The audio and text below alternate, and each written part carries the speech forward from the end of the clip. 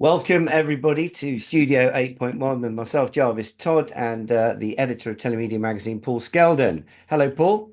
Hello, how are you? Good, thank you. Now, over the next 15, 20 minutes, we are going to be talking about the messaging revolution. Now, you may not have realized, but in the last 2 weeks, the messaging world has changed. It's gone through a revolution. No longer is SMS, RCS, WhatsApp, and all the other messaging platforms just bulk communications mechanisms. They're now an integral part of the MVAS industry, which is what we focus on. And more specifically, they are playing a major role in marketing strategies. And I have to say, we told you so, did we not, Paul? We have. I've been banging on about this for well many years. I think since the pandemic, when I think sort of messaging, particularly WhatsApp as a marketing channel, really took off, and we're starting to actually see that now recognised in the sort of analysts' numbers and things. So That's exactly right. Well, let's talk about we're going to be covering three stories specifically which endorse what we have just said, in case you don't believe us. The first story we're going to talk about is CPaaS to see explosive growth as it becomes an ad tech tool rather than a bulk messaging platform. This is from a report by Juniper Research called Global CPaaS Market 2025 to 2029, and that will be available as a free download just down there. So please go ahead and check that out in more detail. But the general tone is that the CPaaS providers are now increasingly repositioning themselves as complete customer interactive solutions, providing a suite of rich messaging campaign tools that will, I suppose, as we said earlier, transform the messaging landscape into a marketing channel as well as all the other communications capabilities that we've talked about in the past.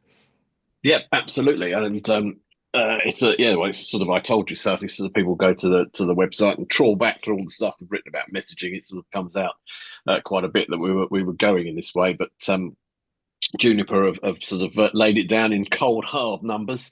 It was an interesting story because the report sort of information they sent out from Juniper was largely about how much it's going to make the CPaaS market grow.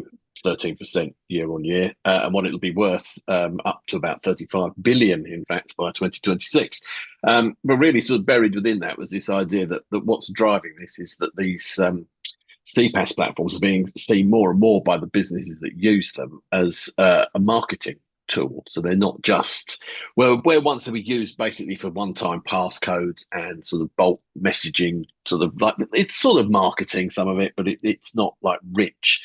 The advent of rich messaging, as we shall see in some of the other stories we're looking at, has led to more businesses sort of looking at how they use their messaging platforms for sort of like proper marketing. And that obviously is a boon to CPaaS providers because they underpin providing those sort of messages as a service to those companies. And it's things like this sort of click to chat, which is an ad feature that sort of allows enterprises to get customers to come from sort of an advert or a website to actually talk to them. So there's that sort of two-way thing. I think also increasingly there's using rich messaging, particularly RCS and WhatsApp and other OTT messages to sort of put out really rich interactive adverts through the messaging channel and leading people from that into all sorts of things, dialogues with businesses, all the way through to actually buying goods. Now, I remember that when we were talking post, well, yeah, around about the pandemic and round about the time when RCS started to be a glimmer in the network operator's eyes or Google's eyes or whatever, whoever's eyes. And the first thing we thought about was the benefits of it perhaps being a marketing channel. And they do raise the point that it's now, particularly with this click to chat application, a very, very good customer acquisition tool. And of Mm. course, as soon as you use phrases like customer acquisition, advertisers, merchants in the MVAS world start to prick their ears up because, of course, it is all about customer acquisition. And Mm. of course, with the sort of bulk messaging opportunities here, then it presumably means that this could actually be an effective advertising channel where customer acquisition costs might actually be quite a lot lower than they are in other channels that are being used at the moment. So when we introduced the SMS forum into World Telemedia, there were a few people saying, well, I don't quite understand where these two worlds come together.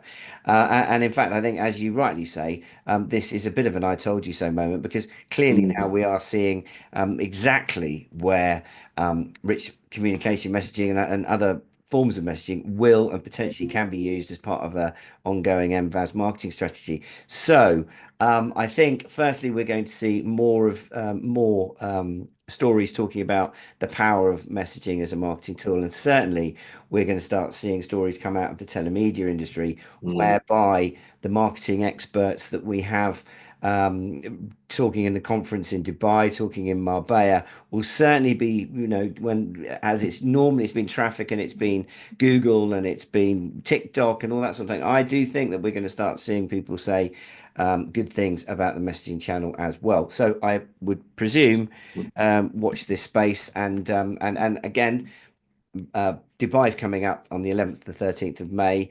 There's a really strong marketing session at the end of that, at the end of day two, I think. And I would be very interested to see whether or not messaging comes up on the agenda there as well. You probably could. Absolutely, and I shall certainly be bringing it up in those sessions as questions from the floor, because I think, as you say, there's a lot of stuff around Google traffic and affiliate marketing traffic and social media traffic, which is where all the traffic comes from currently.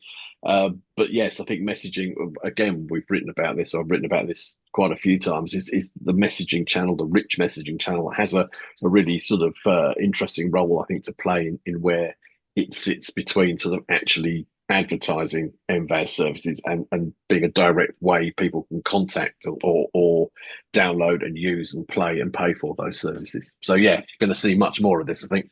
So, if you didn't think that RCS in its own right was exciting enough, of course, the second story relates to how rich messaging channels are now becoming even richer and even more exciting because of the introduction of AI into the mix. And the second story is again taken from some Juniper report, a Juniper report, Global Conversational AI Market 2025 to 2029, again available as a free download. And the suggestion there is that there's going to be a 30% uptick in the next 2 years thanks to AI. So, I mean, following on from the conversation we've just had, we are, if you think RCS and messaging is a valuable tool for marketeers, add a bit of AI in there, and what do you get? Well, absolutely. I popped this in because it was I covered this story probably a week or more ago, but it fits nicely with today's story about CPaaS, because it's sort of the other side of this, where this kind of rich media channels can lead.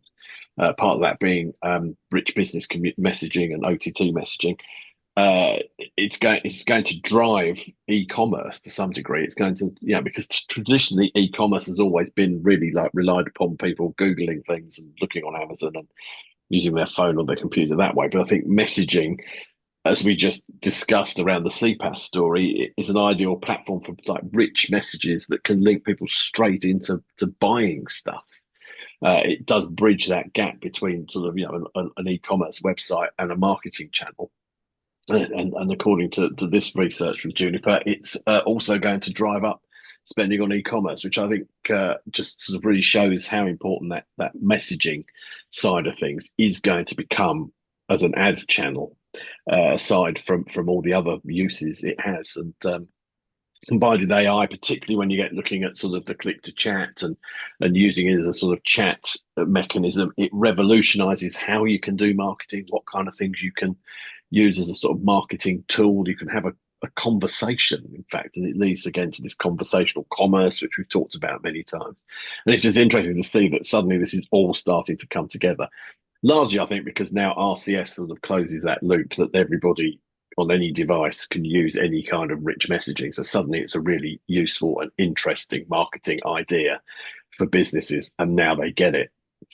Yeah, no, I agree. I know if you don't believe Juniper, then Twilio also backed this up by putting out some results of a survey that they did recently at Mobile World Commerce, which is really positive, I thought, in that they found that about 60, well, nearly half of the people that they surveyed, attendees in Barcelona, are already using RCS, and 60% of those are reporting an overwhelmingly positive impact on their customer communication. So, that's. I mean, I suppose that's really anecdotal evidence from what they were picking up from Mobile World Congress, but that's definitely the sense that I'm getting, and I think it's not a massive leap of faith to understand that the huge benefits of RCS with regards to customer communications and how that experience is going to be better, richer, lead to a better experience, therefore customer acquisition, as we say, is going to follow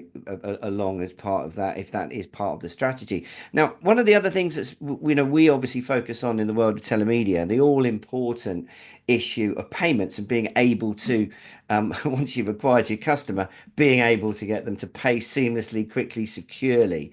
And there was an interesting point raised here that, whilst RCS is an important part of, this overall explosion or potential, wonderful growth that's coming through thanks to this sort of e-commerce and the way that all these things are coming together, it was obviously, and it sounds obvious, but it's very important to have very strong payment partnerships in place. And picking the right payment partner is absolutely crucial. Absolutely. I mean, it's the sort of biggest caveat to this sort of messaging driven e-commerce boom is that the sort of complexity around the regulation and deployment of mobile payments, particularly the fact that it's not kind of particularly homogeneous across different countries, is a stumbling block to making this sort of leap into a kind of messaging instigated e-commerce sort of world, as the Juniper report sort of rightly points out. However, there's so much money at stake. $8.4 trillion by 2026 could be going through e-commerce globally. Even a sort of tiny percentage, a tiny fraction of a percentage of that going through mobile payments is still a huge amount of money. So the impetus to actually make this work is there. And the more you sort of talk to people in the sort of the MVAS payment space in particular, it's rapidly, I think, sort of started to evolve from being we just use carrier billing to we use carrier billing and we're looking at all these other ways to pay, like wallets particularly, and Google and Apple Pay, which are technically also wallets. But it's starting to sort of really gain ground rapidly now. And I think in the World Telemedia Dubai conference in a couple of weeks' time, 11th to the 13th of May, in the payment sessions now, I'm seeing it's not just about carrier billing, it's about carrier billing and alternative payments and orchestrating all of that so that it works seamlessly, and where credit card and debit card also fit in and those sorts of things. So yeah, getting the payments right is the only way to really sort of realize this. But there's so much sort of riding on it. It's such a lucrative market that it's going to happen. It's just a matter of how quickly. Well, and the good news is, as we said many times, the telemedia industry, the history of the telemedia industry, is underpinned by the magnificent ability to be able to offer merchants that don't have a direct billing relationship with their consumers via whichever network they happen to be interacting with those consumers. Our industry is able to offer them a whole range of payment mechanisms, as we said before, seamless, easy to use, trusted, which allows the all-important conversion rate from acquiring the customer to actually turning them into a sale, and hopefully, an ongoing sale in subscription form as well. So, the telemedia industry's in value and experience in that area, I think becomes even more important as we see the sort of marketing landscape, the messaging landscape, and the content landscape change so dramatically, and of course the media landscape, which brings us on to our third and final story. And again, keeping the messaging theme, we wanted to draw everyone's attention to the fact that our good friends at Phonics have just signed a new 2-year deal with the mighty Bauer Media.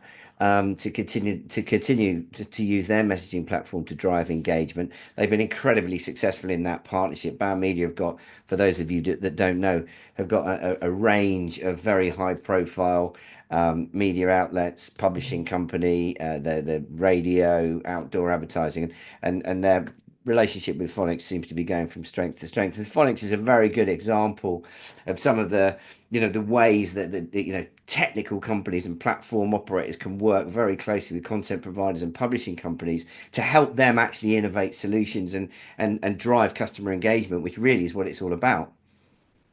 Oh, totally, absolutely. And Phonics have been working with Bauer for 8 years. They've extended that by another two in this exclusive partnership that's been announced this morning, in fact. And yeah, it just carries on with the idea of underpinning all of Bauer's radio assets, things like Kiss and Magic Radio and Absolute Radio, Greatest Hits Radio. There are hundreds of them, just underpinning the sort of user interaction with that, which is, obviously something we talked about, must be what, 15 years ago, 10, 15 years ago. It was all about user interaction with media. That's still a massive business. And I think with the way sort of like these CPaaS and messaging platforms work, how consumers will start to sort of travel more into using them for these more interactive and marketing and e-commerce based things. That is a huge opportunity for media organizations to extend this sort of interactivity into something even more commercial and even more sort of monetizable. So I think this Bauer Media Phonics tie up, great news, for both companies. Always good to sort of shout out Phonics. But I think it is like a really good example of the fact that sort of it's nothing new, but it continues to evolve. And the CPaaS story we covered at the beginning is part of this journey that they're all on. That's very lucrative, and it's amazing how mainstream this has all now become. Yeah, well, I couldn't agree more. And what I thought was a very interesting quote from Jo Baldwin, the managing director of enterprise at Bauer Media. And she said, at Bauer, we're always looking for new ways to deepen audience engagement, and mobile interactivity plays a vital role in that strategy. But if you look at that quote, you could take out at Bauer and input any media company, any I think any organization what that it's all sort about. of monetizes consumers, yeah, absolutely. And you've only got to look at the list of other big companies that Phonics have already lucky enough to call clients, the likes of ITV, RTE, Global, Paramount. Of course, they've done some wonderful work with Comic Relief and the charity sector, BBC Children in Need, all of which just goes to show that, again, a fundamentally, sort of founder on the principles of telemedia is able to go great guns and genuinely enhance media content providers uh, interactivity with their audience and with their eyeballs, and I think that in essence really represents a great future, great opportunities for anyone in the telemedia sector right now. And one of the reasons why I think we can be so, positive about the way that the industry is going forward, because it's being driven by this, by what the customers want. And I Mm. suppose as long as you're doing that and as long as you're facilitating that, the market's growing, and as we see more and more customer interactivity being more focused on their mobile devices or their connected devices than anything else, of course there's not going to be you won't find a telemedia company far away in terms of helping that consumer interact with the content that they want to consume, and that's why people should come to World Telemedia, Paul. Absolutely, and I think I was just going to say when you're saying that it's sort of the sort of Bauer examples are radio stations, predominantly I think here in the UK, but they do this all over the world, and there are companies and media companies doing this all over the world, and we'll hear about a lot of them in World Telemedia Dubai, across MENA and across Africa and across India and Asia, just by dint of the kind of companies we've got speaking there who deal with these things, who will be talking about all the sort of services they do run. And I think a lot of it is going to be around this sort of spin-offs from media interaction, how you gamify interaction with media, and and music and gaming and all that kind of thing. So yeah, it's a really exciting time, and it's an exciting opportunity everywhere. This is what's so great about it. It's global. Yeah, no, I couldn't agree more. And if any of you out there are interested in the kinds of things we talk about, please remember to like, subscribe, share our vodcasts. And if you would like to get face to face with some of the leading companies in across the globe that are actually making this happen, don't forget that you can go to wtevent.com where you'll find information about all of our live events. Dubai, World Telemedia Dubai coming up on the 11th to 13th of May. And then after that, we have World Telemedia Marbella, which is coming up on the 5th to the 7th of October. So if you're interested in getting face to face with the telemedia industry live and up close, that's where you need to be. Listen, thanks, Paul. We're gonna call it a day there. We will be back in 2 weeks' time, I guess, or will we be? That's yeah. That's 2 days before. Well, I'm not sure. 2 days before I head to Dubai, you might already be in Dubai by that point. So yeah, so hot off the So press. hopefully, in 2 weeks' time, we'll be all excited. We'll have a dive into what we've got coming up in the Dubai event days later. I look forward to that enormously. Okay, thanks everyone for watching. We'll see you in a couple of weeks' time.